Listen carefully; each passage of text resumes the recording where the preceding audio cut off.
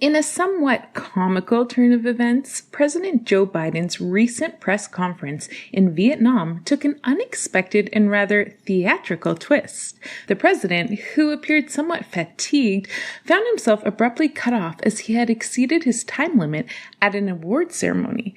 As Biden was in the midst of answering questions from reporters, his remarks took a rambling turn. He began discussing stability in the Southern Hemisphere, but the meandering nature of his speech left many wondering where he was headed.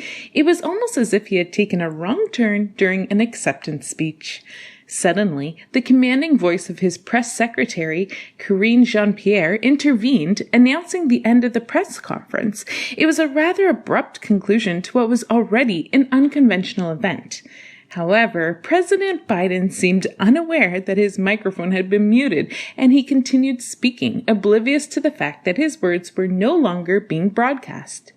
To add to that peculiar atmosphere, jazz music started playing over the loudspeaker. The 80-year-old president, seemingly determined to finish addressing the questions, continued to speak into the microphone despite the growing volume of the music. Eventually, he decided to wrap things up, closed his leather-backed folder, and exited the stage, disappearing behind a black curtain.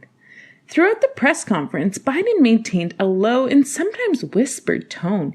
He even brought back his signature phrase, "lying dog-faced pony soldier," in reference to a John Wayne movie.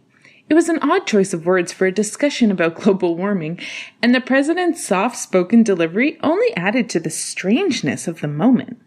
This press conference, which began over an hour late, started with President Biden acknowledging that his aides had provided him with a list of reporters to call on.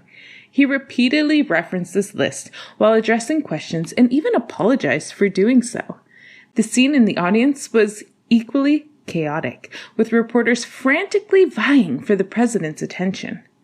The questions posed to Biden mainly revolved around China, and he chose not to address queries that were paired with other questions.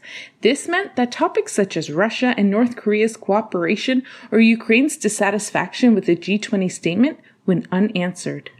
What made this event even more unusual was the choice of journalists. Every reporter on the list was a woman, a fact not lost on observers. President Biden faced a comment from a journalist who wanted to ensure that the questions wouldn't be too lenient due to the gender of the reporters. The president, in his characteristic style, humorously assured her that softballs weren't expected. Critics of the president wasted no time in seizing upon his comments during the press conference, viewing them as evidence of potential difficulties in a second term. Social media platforms were abuzz with reactions, with many questioning his ability to perform effectively.